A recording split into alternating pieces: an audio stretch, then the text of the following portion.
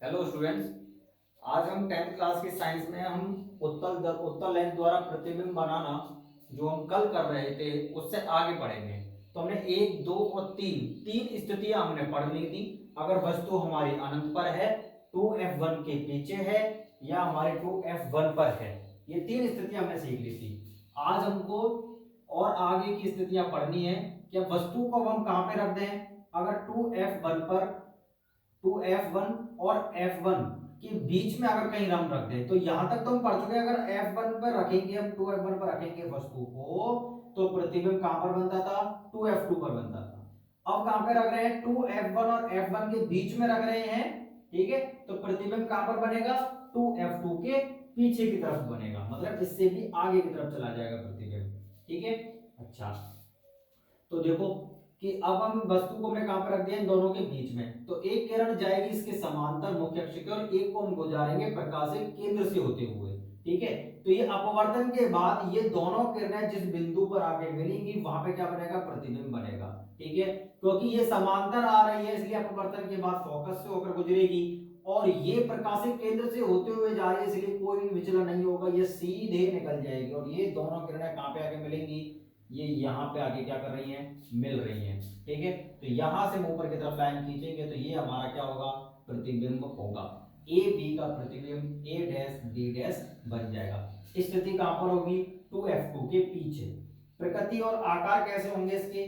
प्रकृति इसकी वास्तविक और उल्टा होगा, और वस्तु के आकार से बड़ा बनेगा। जितनी वस्तु आकार में है उससे बड़ा प्रतिबिंब बनेगा। कब? जब वस्तु को 2f1 तथा f1 के मध्य में रखा जाता है, ठीक है।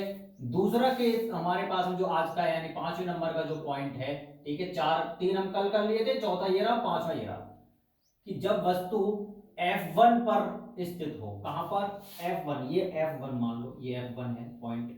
जैसे यहां पे क्या है इसका? ये 2f1 है, ठीक है।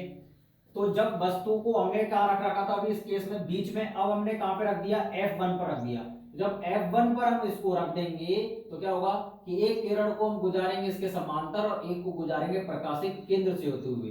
तो ये फोकस से होकर गुजरेगी, यहाँ पे इसका क्या होगा?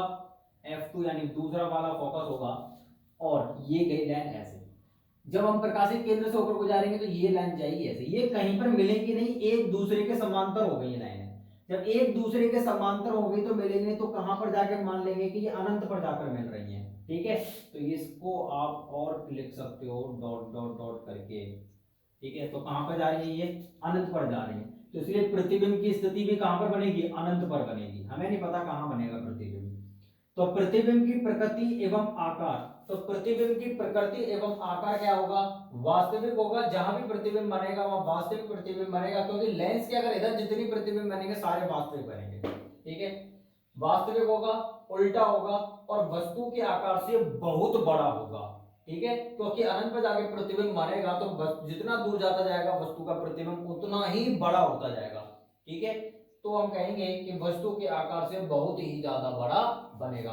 तो ये हमारे 5 केस हो चुके हैं, ठीक है। अब हम क्या करेंगे कि इस वस्तु को जो हमने स्थिति f1 पर है इसको और आगे की तरफ लेके आएंगे, लेंस की तरफ, ठीक है। तो हम f1 और o के बीच में रख के देखते हैं कि अब प्रतिबिंब कहां पर बनेगा। तो सबसे पहले इसको जल्दी से लिख लो, उसके आगे फिर हम आगे करते हैं।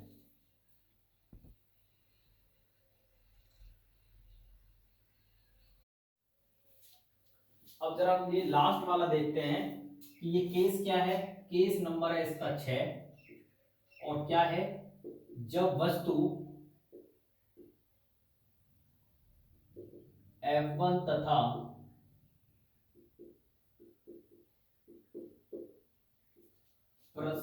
प्रकाशित केंद्र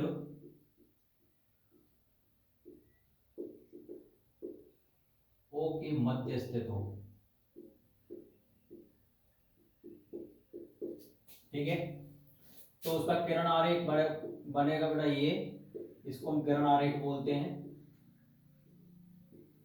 तो प्रतिबिंब तब कहां बनेगा? जब हमारी वस्तु कहां पे रखी हो? f1 और O के बीच में, ठीक है। ये देख लो यहाँ पे वस्तु रखी हुई है, ठीक है। तो ये हमारा प्रतिबिंब कहां पर बन रहा है? ये वस्तु के पीछे बनेगा, ठीक है। लेंस के इधर ही प्रतिबिंब बन रहा है, इसका मतलब है ये आभासी रूप से बनेगा। देखो क्या करा है अपन, यहां से हमने एक किरण को भेजा और एक प्रकाशिक केंद्र से होते हुए भेजा, तो ये अपवर्तन के बाद फोकस से होकर जाएगी और ये प्रकाशिक केंद्र से बिना विचलित हुए सीधे निकल जाएगी। ठीक है, तो ये तो आगे बढ़ती जाएगी। अगर इनको अपन रेखाओं को अगर पीछे की तरफ खींच के मिलाएं तो ये कहीं इस बिंदु पर आके मिलती हैं, तो हमारा प्रतिबिंब आभासी रूप से हमको कहां पे दिखाई देगा, वस्तु के पीछे की तरफ क्या करेगा, ये प्रतिबिंब दिखाई देगा। ये जो केस है छठा, ये क्या होता है कि अवतल, जो आपने अवतल दर्पण पढ़ा था उसमें भी हमने 6 केस पढ़े थे, तो उसमें जो लास्ट वाला केस था वो अलग था। ऐसे इसमें भी ये लास्ट वाला केस है, ये सिर्फ एक केस होता है जो कि आगे होता है, इसमें आभासी रूप से इसमें प्रतिबिंब बनता है, नहीं तो बाकी सभी में कैसे बनता है, वास्तविक रूप से बनता है। कभी आपसे पेपर में पूछ सकता है कि उत्तल लेंस से आभासी प्रतिबिंब कब बनता है, तो कब बनेगा, जब वस्तु को F1 तथा प्रकाशिक केंद्र O के मध्य रखा जाएगा, तब उत्तल लेंस में प्रतिबिंब आभासी रूप से बनेगा। आभासी रूप से मतलब क्या है, जिधर वस्तु रखी है उधर ही बनेगा। ठीक है, अच्छा, तो प्रतिबिंब की स्थिति कहां है, वस्तु के पीछे। आभासी होगा, प्रतिबिंब सीधा बनेगा, जैसे जिसमें वस्तु रखी है वैसे ही हमारा प्रतिबिंब बनेगा, सीधा बनेगा, उल्टा नहीं होगा इस केस में। और वस्तु के आकार से बड़ा बनेगा, जैसा कि आपको चित्र में दिखाई दे रहा है। ठीक है, तो ये हमारे क्या है, उत्तल लेंस द्वारा प्रतिबिंब कैसे बनता है उनके केसेस थे। विभिन्न स्थितियों में जब वस्तु को रखा जाता है तो वस्तु के प्रतिबिंब कहां कहां पर बनते हैं, ये हमने सीखा है इसमें। ठीक है, तो ये 6 केस हमको क्या करने हैं, याद करके रखने हैं। ठीक है, इनके किरण आरेखों की हमें प्रैक्टिस करनी है, तो वो आपको प्रैक्टिस करनी होगी। ठीक है, अब इनको आप उतार दो इसको। अब नेक्स्ट हम पढ़ते हैं अवतल लेंस से प्रतिबिंब का निर्माण करना या प्रतिबिंब बनाना। तो देखो अब हम पढ़ेंगे अवतल लेंस द्वारा प्रतिबिंब का बनाना। ठीक है, तो हमने उत्तल लेंस खत्म कर लिया है, अब पढ़ेंगे अवतल लेंस से बनाना। अवतल लेंस में सिर्फ हमको दो ही स्थिति पढ़नी है। ठीक है, पहली स्थिति है अगर वस्तु अनंत पर रखी हो, और दूसरी स्थिति रहेगी अनंत के अतिरिक्त कहीं पर भी रखी हुई हो। ठीक है, तो देखो ये हमारा अवतल दर्पण है, सॉरी अवतल लेंस है। ठीक है, तो ये है अवतल लेंस का। ठीक है, भूलना नहीं है। अच्छा, तो इसमें क्या होगा कि अनंत का मतलब क्या है कि वस्तु से जो किरणें आ रही होंगी वो समांतर आ रही होंगी मुख्य अक्ष के। ठीक है, अनंत का मतलब ये होता है, अनंत का मतलब होता है कि वस्तु अगर कहीं अनंत पर रखी हुई है, हमें नहीं पता कहाँ रखी हुई है, तो वहां से जो वस्तु से जो किरणें आ रही होंगी वो समांतर आती है मुख्य अक्ष के, और समांतर आती हैं तो अपवर्तन के बाद या तो वो फोकस पर जाकर मिलती है या फोकस पर मिलती हुई प्रतीत होती है। ठीक है, तो देखो, तो ये यहां से ये किरण आई समांतर, तो ये ऐसे निकल गई, ये आई समांतर तो ये इस तरीके से निकली। क्यों, क्योंकि ये अवतल लेंस क्या करता है, किरणों को फैला देता है। जब हम इनको पीछे खींचेंगे तो हमको यहाँ से कोई देख रहा होगा तो उसको लग रहा होगा कि ये किरणें कहां से आ रही है, कहीं फोकस से आ रही है, तो ये हमारा फोकस पॉइंट है। ठीक है, तो अपन क्या करेंगे, तो जहां पे ये अपवर्तन वाली किरणें मिलती हुई आपको प्रतीत हो रही है, यहीं पर हमारा क्या बनेगा, प्रतिबिंब बनेगा, क्योंकि वस्तु भी इधर है, प्रतिबिंब भी इधर बन रहा है, तो इसीलिए ये आभासी प्रतिबिंब होता है। तो प्रतिबिंब की स्थिति कहां पर है, फोकस F1 पर। प्रतिबिंब की स्थिति कहां है, आभासी, सीधा और वस्तु से बहुत छोटा बनता है प्रतिबिंब। जब वस्तु अनंत के अतिरिक्त कहीं पर भी रखी हुई हो, तो कहीं पर भी रख दे, हमने मान लो कि हमने वस्तु को यहाँ पे रख दिया, तो एक किरण हम इसके समांतर गुजारेंगे जो कि फोकस से होकर जाती हुई प्रतीत होगी। देखो ये किरण आएगी तो ये ऐसे गई, तो इसको पीछे खींचेंगे तो ये कहां से होकर जा रही है, फोकस से होकर जा रही है। ठीक है, और इसको हम क्या करेंगे, प्रकाशिक केंद्र से होकर एक किरण को गुजारेंगे तो वो तो सीधे निकल जाएगी, तो एक किरण ऐसे गई और एक किरण ऐसे गई। जब इन दोनों किरणों से जो हम प्रतिबिंब बनाएंगे तो ये दोनों किरणें एक दूसरे को कहां पर प्रतिच्छेद कर रही है, यहाँ, तो यहीं पर हमारा क्या बनेगा, प्रतिबिंब बनेगा। तो यहीं से हमें क्या कर देनी है, एक लाइन ड्रॉ कर देनी है, तो वो हमारे प्रतिबिंब को प्रदर्शित करेगी। ठीक है, तो यहाँ पे हमारा क्या बनेगा, प्रतिबिंब बनेगा। तो हमारा फोकस और प्रकाशिक केंद्र के बीच में क्या बनेगा, प्रतिबिंब बनेगा। कब, जब वस्तु अनंत के अतिरिक्त कहीं पर भी रखी हुई हो। तो देख रहा है आपको E डैश और B डैश, ये हमारा प्रतिबिंब बन रहा है। तो प्रतिबिंब की स्थिति कहां पर है, फोकस F तथा प्रकाशिक केंद्र के बीच। प्रतिबिंब की प्रकृति एवं आकार कैसा है, प्रकृति कैसी है, ये आभासी है क्योंकि इधर बन रहा है, अगर इधर बनता तो वास्तविक होता। तो क्या है कि ये इधर बन रहा है प्रतिबिंब, तो ये आभासी है, सीधा बन रहा है इसलिए सीधा है, और वस्तु के आकार से आपको छोटा दिखाई दे रहा है इसलिए ये कैसा बनता है, वस्तु से छोटा बनता है। ठीक है, इतना समझ में आ गया आपको। तो ये यहाँ पे हमारे लेंस से जो प्रतिबिंब बनाए जाते हैं वह क्या है, समाप्त हो गए हैं। तो आपका यहाँ पे ये लेंस से जो प्रतिबिंब बनाने हैं वो यहीं तक, अब हमको सिर्फ इतना ही करना है। उत्तल लेंस से हमारे 6 प्रतिबिंब बनते हैं 6 स्थितियों पर, और अवतल लेंस से हमारे 2 प्रतिबिंब बनते हैं, यानी 2 स्थितियों में क्या बनते हैं, प्रतिबिंब बनते हैं। तो ये आपको कुल मिला के आपको प्रैक्टिस करनी है इनकी दबा के, कि इनके किरण आरेख कैसे खींचने हैं, और ये भी याद रखना है कि किस स्थिति में प्रतिबिंब कहां पर बनेगा। ठीक है, तो पेंसिल से लेके रफ कॉपी में या कहीं पर भी आपको क्या करनी है, प्रैक्टिस करनी है। अब हम पढ़ते हैं लेंस सूत्र, किसके लिए, दोनों लेंसों के लिए। तो जैसे हमने दर्पण सूत्र पढ़ा था वैसे ही क्या होता है, लेंस सूत्र होता है। ठीक है,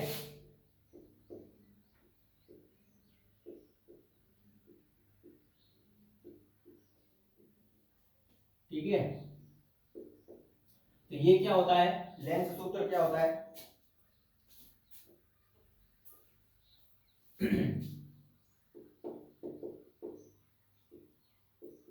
लेंस की फोकस दूरी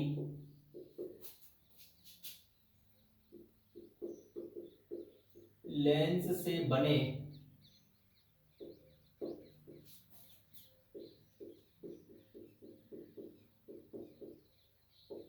प्रतिबिंब की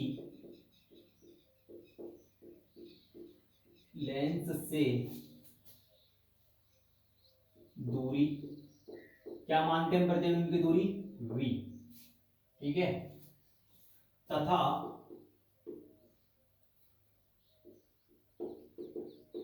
लेंस से वस्तु की दूरी u के मध्य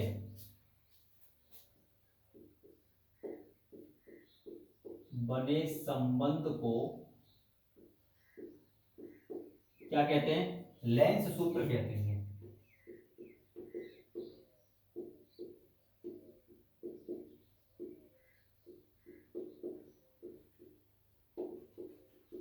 ठीक है, और ये लेंस सूत्र क्या होता है, 1/f बराबर होता है 1/v माइनस 1/u।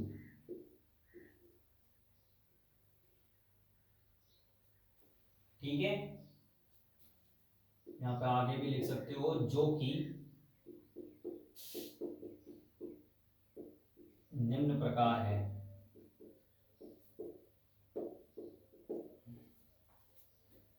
तो हम यहां पे लिखेंगे उत्तल लेंस के लिए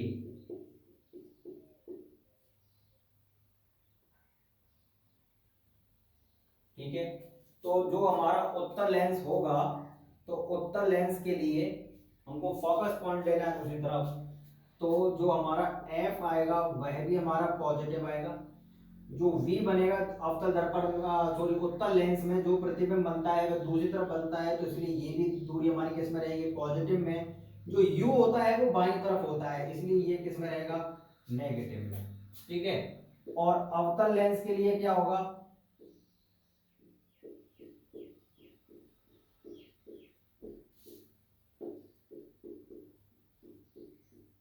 ठीक है, तो अवतल लेंस के लिए जो f होगा वह नेगेटिव में होगा, जो आपका v होगा वह भी आपका नेगेटिव में होगा, और जो u होगा वह भी आपका किस में होगा, नेगेटिव में होगा। ठीक है, तो ये आपको क्या करके रखना है, याद करके रखना है इतना पॉइंट। ठीक है, तो ये हमारा क्या होता है, दर्पण सूत्र, सॉरी जैसे हमारा दर्पण सूत्र होता है ना 1/f बराबर 1/v प्लस 1/u, तो उसी तरीके से लेंस सूत्र होता है 1/f बराबर 1/v माइनस 1/u। ठीक है, वहां पे प्लस होता है, यहाँ पे क्या होता है, माइनस होता है। ठीक है, तो ये हमारा सा क्या है, संबंध है, लेंस सूत्र से कहते हैं अपन। अब हमको क्या करना है, यहां तक आपको कंप्लीट करना है। ठीक है, यहां तक सारी चीजों को याद कर लो। कल हम इस लेंस सूत्र के आधार पे एक दो एग्जांपल करेंगे। ठीक है, और थोड़ा सा रिवाइज भी करेंगे, और फिर हम उसके बाद में आगे के टॉपिक पढ़ेंगे कि हमारा लेंस सूत्र से जो प्रतिबिंब बनता है उसका आवर्धन क्या होता है, शक्ति क्या होती है। ठीक है, तो इन सभी को अपन पढ़ेंगे। जैसे कि हमने रेखीय आवर्धन पढ़ा था दर्पण के केस में, उसी तरीके से हमको आवर्धन पढ़ना है किसके केस में, लेंस के केस में, क्योंकि इसमें भी तो प्रतिबिंब छोटा और बड़ा बनता है।